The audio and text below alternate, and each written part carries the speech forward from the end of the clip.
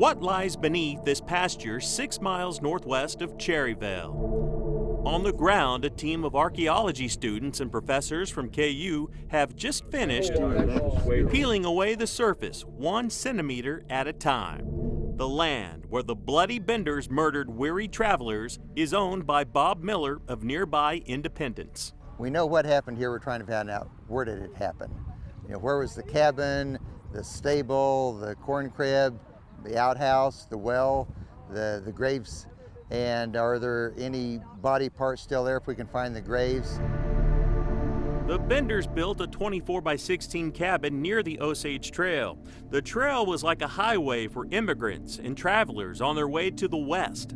The Benders' cabin served as an inn for travelers. It was divided by a curtain, and when guests sat down for dinner, they were placed against that curtain.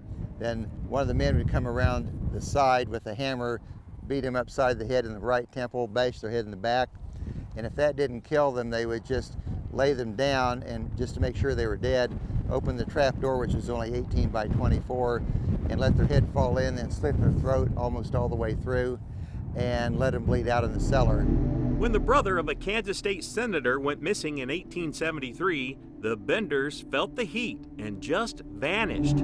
Shortly after that, their heinous deeds were discovered. Between 8 to 11 bodies were found buried in the Benders' orchard. When the news hit on this, there were 2,000 or 3,000 people a day coming out to look and see it. People were coming, reporters came here from Chicago and New York. Harper's Weekly sent the reporter out to do a big spread in Harper's Weekly, which was a big, huge paper of the day. Continued fascination with this story has spawned numerous books about the bloody Benders, and it's the reason why Miller bought the property in 2020. That led to a call to the KU Department of Anthropology and Archaeology. Bob and I have been talking for a couple of years, and he wanted to do some excavation at the site, see where the Bender house was, what we could tell about the Benders and about their victims. A year ago, remote sensing located ground disturbances under the surface. There were quite a few anomalies, so they used some magnetometry and resistivity to find some anomalies, so just differences in the ground from what you would normally expect.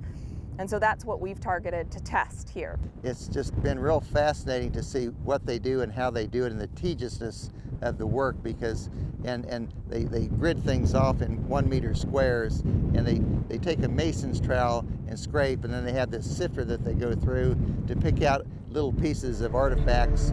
The hundreds of pieces of artifacts found so far are all associated with the Bender homestead.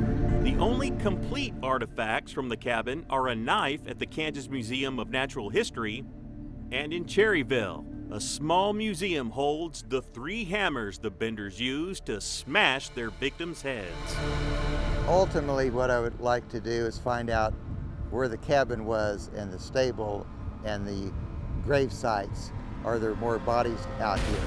And ultimately, what I'd like to do is help tourism here in southeast Kansas, because there's a huge demand for there's a huge interest in this story.